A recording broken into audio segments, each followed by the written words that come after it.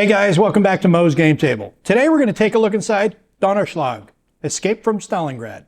This is a game designed by Patrick Gebhardt and Pepito Spazzagutti and is published by VUCA Simulations. I know I'm a little late in showing this, but I didn't get this when everybody else did. Apparently, everybody got a copy except me, and that is something that other content creators have been incessantly busting my chops about, that they had gotten copies and they were like, hey, how did you not get a copy?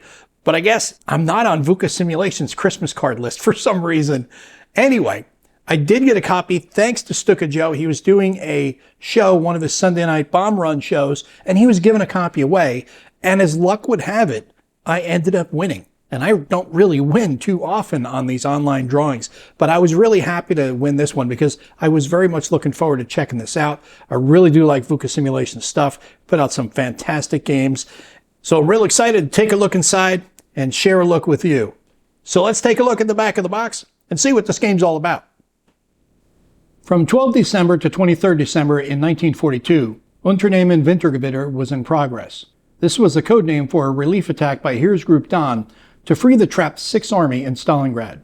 The Axis formations entered with 50,000 men and 250 tanks, while the strength of the Soviet formations was reported to be about 3 times that.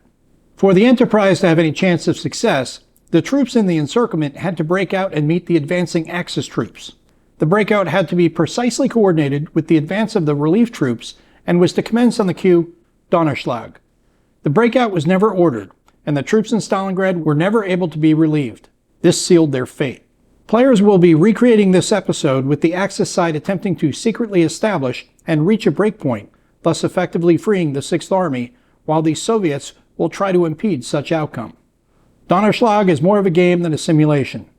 Both players need to make a lot of decisions, but also need some luck.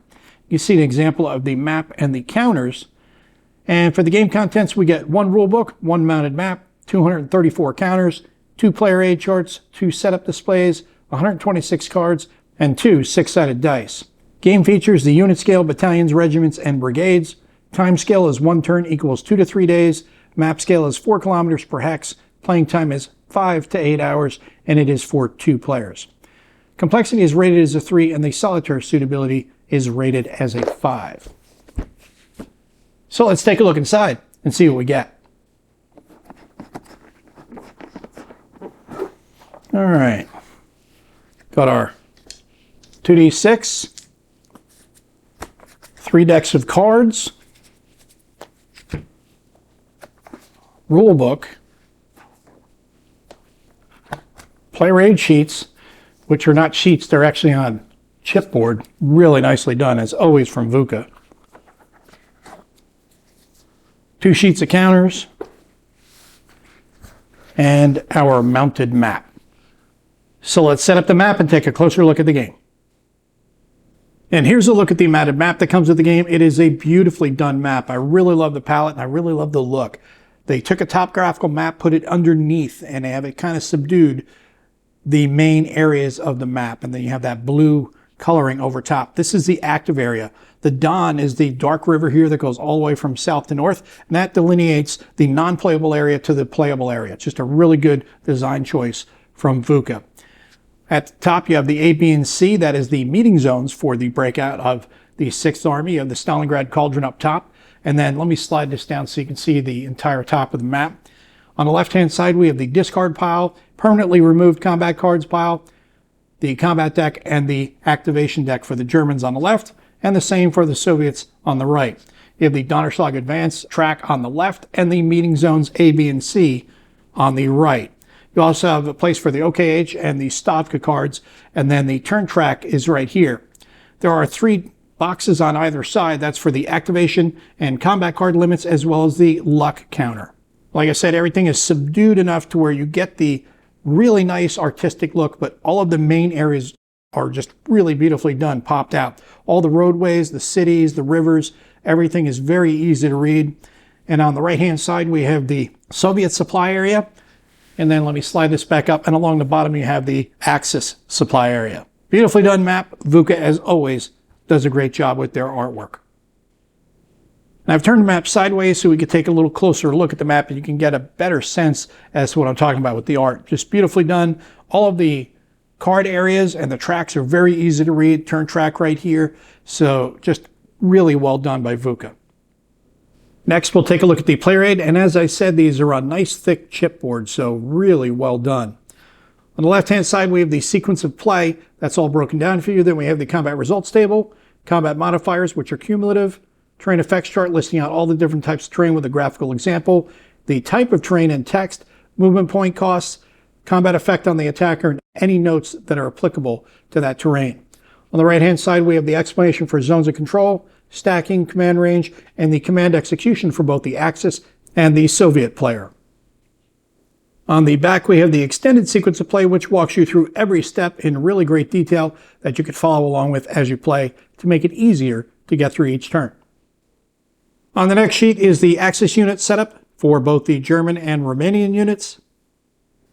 And the last player aid is for the Soviet setup, covering both the 2nd Guards Army and the 51st Army.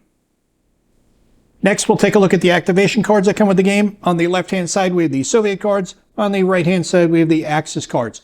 Pretty simple to follow. You have early and late cards for both, and it's going to tell you which units specifically can be activated, or an alternative unit, like in this case, red units of one army, or the 6th Panzer Division.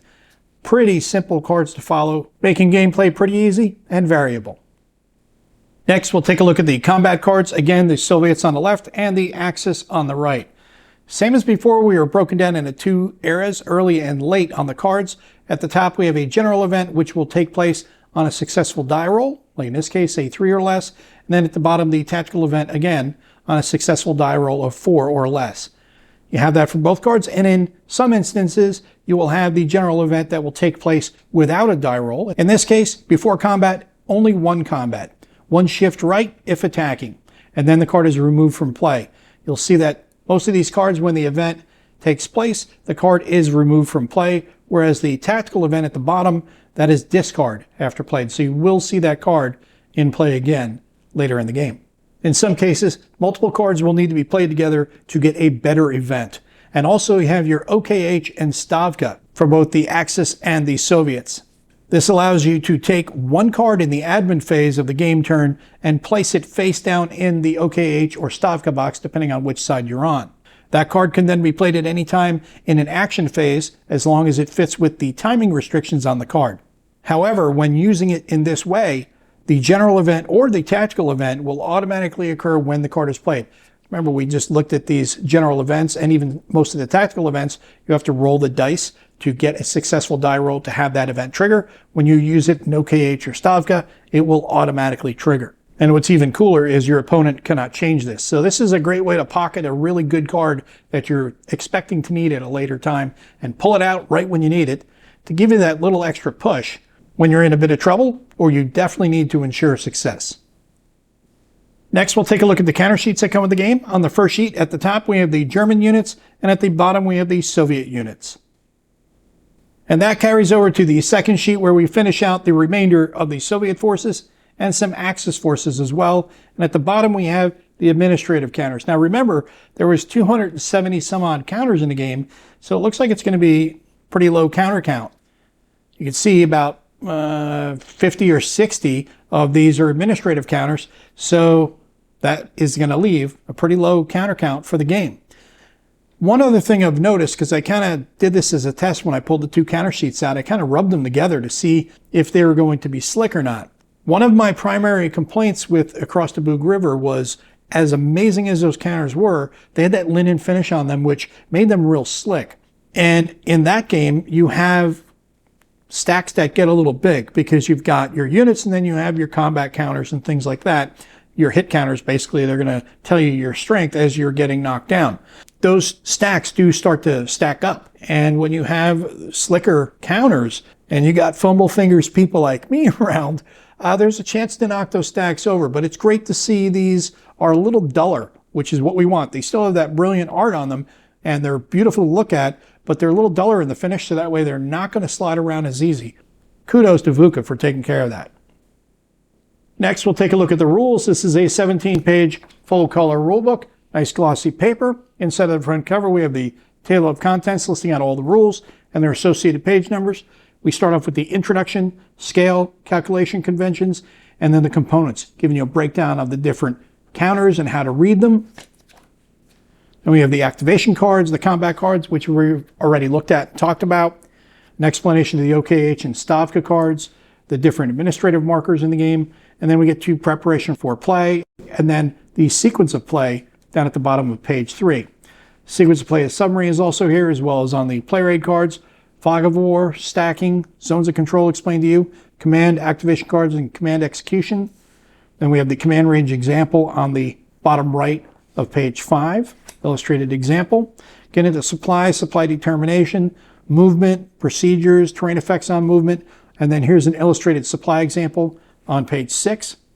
Overruns, headquarters, EZOC effects on movement. Then we get into combat on page 7, combat principles, combat procedures, combat ratio determination, combat results determination, retreats, advance after combat, and then a illustrated combat example on page 9.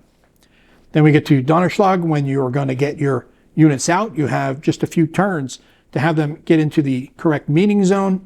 And then there's a special case here. The Axis player can extend the survival of the 6th Army by 1 turn and only 1 turn.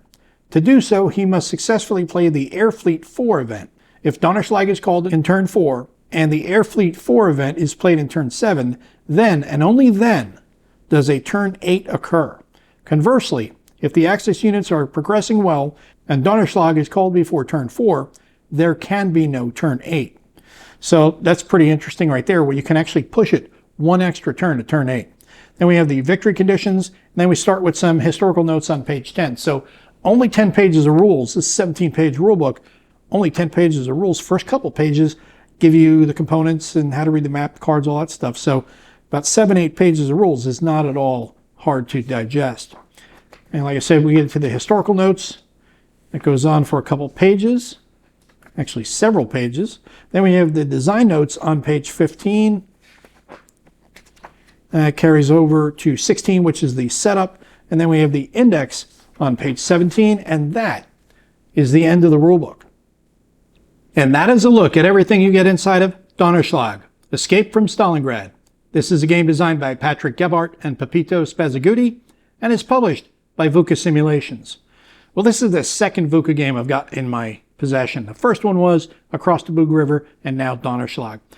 Contrary to what some people may think, because of my criticisms of Across the Bug River, I did not hate that game. I just had problems with the activations, and so did Kev, because we played several times online. And we've actually gone back and forth in email with Patrick about one of the rules and the activations, things like that, that we felt were a hindrance in playing the game. And that was not because we were critical and hated the game. It was because we really enjoyed the game, and we wanted to see if we can expedite that process at the beginning. The other issue was the linen finish on the counters in that game Across the Bug River. Now in this one, they've really toned that down, which now you're not going to have those slick counters, because fumble fingers, people like me, you start having those big stacks, I'm going to knock those things over. You know, that's just the way it is. I definitely should not ever work in a nitroglycerin factory, but that would not be good for anybody. But I'm worried about, having big stacks when the counters are slick. You have a greater chance of knocking them over. Here, you're not going to have that problem anymore, it appears. I'll know better when I play it, but these counters do appear to have much more toned down, semi-gloss feel to them. They're not going to be slick like those linen finish ones were. But the other thing about this game is, this is not a simulation, it's a game, just like it says on the back of the box. So when you play this game, go into it with that mentality. Don't go in there looking for hyper-historical here. You're going to have some ahistorical situations come out of the game, as is expected when you have a game on the situation. You're still going to have historical results, but that's one of the things where we sometimes tend to get wrapped up in a subject that we care about, whether it be Stalingrad or whatever. And there's a game that comes out about it, and it's meant to be a game, not a simulation, and we tend to dig into it a little too much and bitch, moan, cry, and complain about it because it's not the simulation we wanted, when that was never the intent of the designer. But I love the fact that it's got a short rule set, like about 8 pages, got extensive historical notes and designer's notes. About half the book actually is that. So pretty fantastic. And again, outstanding quality production. VUCA is second to none with their production quality. That's for damn sure. They're an up-and-coming publisher you need to keep your eye on. And if you have any game in their catalog that you're interested in, I would say don't hesitate, because the quality of their games is outstanding production-wise, and the gameplay is also outstanding. And most importantly, fun. And that's what I'm looking forward to having here pretty soon with Donnerschlag. Well, I hope that helps you guys out if you've been curious about this one. If you have any comments or questions, post them down below. Thanks for tuning in, guys. See you next time.